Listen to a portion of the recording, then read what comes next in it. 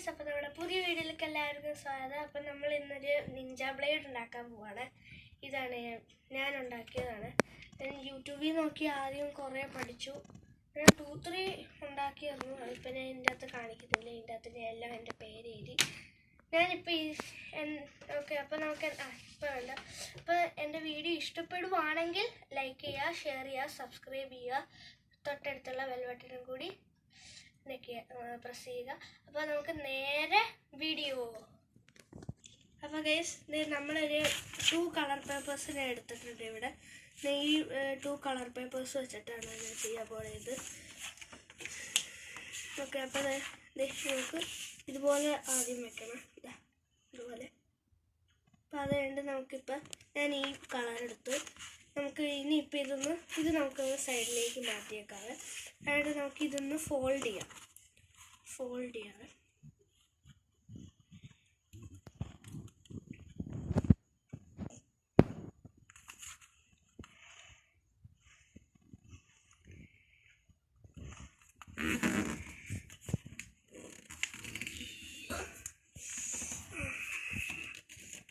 ഇങ്ങനെ hard paper. Okay, നമ്മളപ്പോൾ ഈ പേപ്പർ ഇങ്ങനെ ഫോൾഡ് ചെയ്തിട്ടുണ്ട്. എന്നിട്ട് നമുക്ക് ഈ ഫോൾഡ് ചെയ്ത് ഇങ്ങോട്ട് വേണം.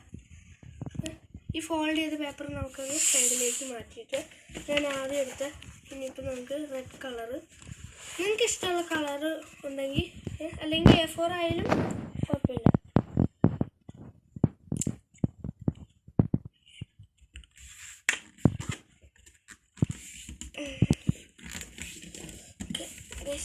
അപ്പോൾ ഇത് ഞാൻ ഫോൾഡ് ചെയ്തേ. ഇനിയിപ്പോൾ നമുക്ക് ഫോൾഡ് ചെയ്യേണ്ടത് നമ്മളൊരെണ്ണം ഓപ്പൺ ചെയ്തിട്ട് നമുക്കിത് ഒന്നുകൂടെ ഇതുപോലത്തെ ഫോൾഡ് ചെയ്യണം. ഇവിടെ കാണുന്നുണ്ടല്ലോ അത്. ഓക്കെ, ഇതുപോലെ ഇതിങ്ങനെ ഇവിടെ ഒരു ലൈനില്ലേ, ഈ ലൈനിലേക്ക് ഇത് ഇങ്ങനെ എടുത്തിട്ട് ഫോൾഡ് ചെയ്യണം.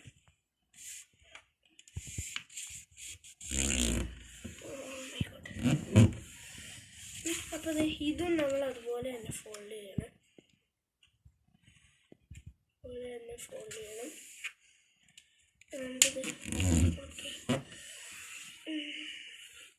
ഓക്കെ, അപ്പോൾ ഇത് നമ്മൾ ഫോൾഡ് ചെയ്ത് ഇതുപോലത്തെ നമ്മളൊരു ഫോൾഡ് ചെയ്ത് പേപ്പർ ആയിരിക്കണം.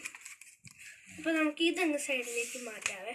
എന്നിട്ട് നമ്മൾ ഫോൾഡ് ചെയ്യാത്ത പേപ്പർ എടുത്തിട്ട് ഞാൻ ആദ്യം ചെയ്ത മാതിരി തന്നെ നിങ്ങൾ ഇവിടെയും ചെയ്യണേ. ഓക്കെ, നമുക്ക് വേണമെങ്കിൽ A4 ആയാലും എടുക്കാം. നമുക്ക് നല്ല ഇതിൽ വേണമെങ്കിൽ കളർ പേപ്പറും എടുക്കാം.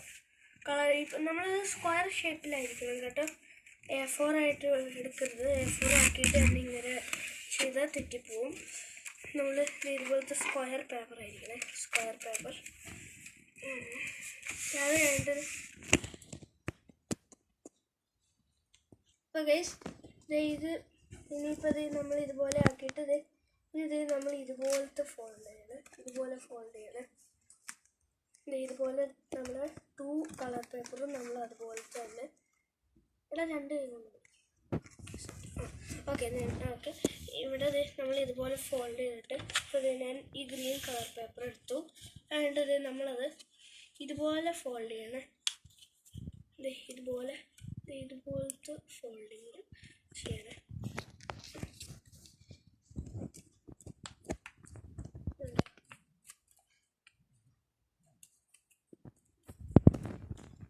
ഇതുപോലെ നമ്മൾ ഫോൾഡ് ചെയ്തിട്ട് നമുക്ക് ഇനിയിപ്പോൾ ഗ്രീൻ പേപ്പർ അങ്ങോട്ട് മാറ്റിയേക്കാം. ഇതും അതുപോലെ തന്നെ നമ്മൾ കറക്റ്റായിട്ട്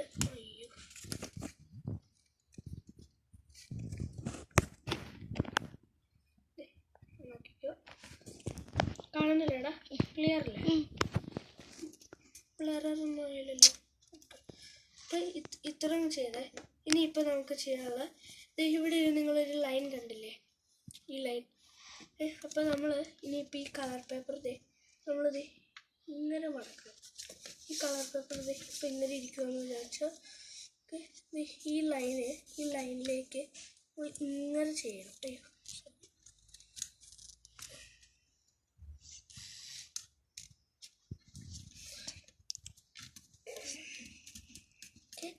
ഇതുപോലെ ഇതുപോലെ ഫസ്റ്റിൽ ചെയ്യണം. പിന്നെ ഇവിടെ ലൈനൊന്നുമില്ല, നമ്മൾ ജസ്റ്റ് ഇത് ഇങ്ങോട്ടും ഇത് ജസ്റ്റ് ഫ്രണ്ടിലേക്ക്. അതുപോലെ തന്നെ നിങ്ങൾ മറ്റേ കളർ പേപ്പറും അതുപോലെ തന്നെ ചെയ്യണം.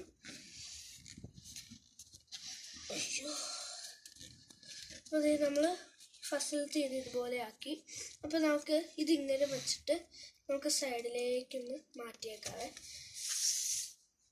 സൈഡിലേക്ക് മാറ്റിയേക്കാം, അല്ലെങ്കിൽ ഇവിടെ ഇരിക്കട്ടെ. ഓക്കെ, ഇതെടുത്തിട്ട് ആ സെയിം തന്നെ ഇവിടെ ഒരു നിങ്ങൾ അടുത്തോട്ട് ഈ ലൈൻ കാണിക്കുന്നു. ഈ ലൈൻ കാണിക്കുക.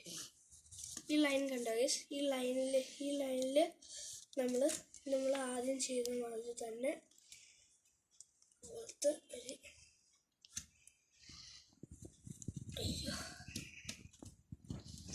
അതുപോലെ നമ്മൾ ഇത് തിരിച്ച് അതങ്ങോട്ടും ഇതിങ്ങോട്ടും.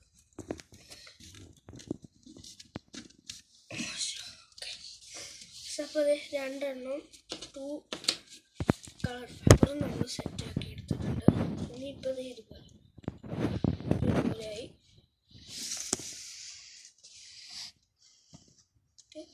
ഇനിയിപ്പോൾ നമുക്കുള്ളത് അടുത്തോട്ടുള്ള നമ്മളിത് ഇപ്പം ഇതുപോലെയല്ലേ, നമുക്ക് ഇത് ടേൺ ചെയ്തിട്ട് ഇവിടെ ഇതുപോലത്തെ സ്ഥലമില്ലേ, ഈ സ്ഥലത്ത് നമ്മൾ ഈ A4 പേപ്പർ ഈ കളർ പേപ്പർ നമ്മൾ എന്താ ചെയ്യേണ്ടതെന്ന് ഞാൻ പറഞ്ഞുതരാം.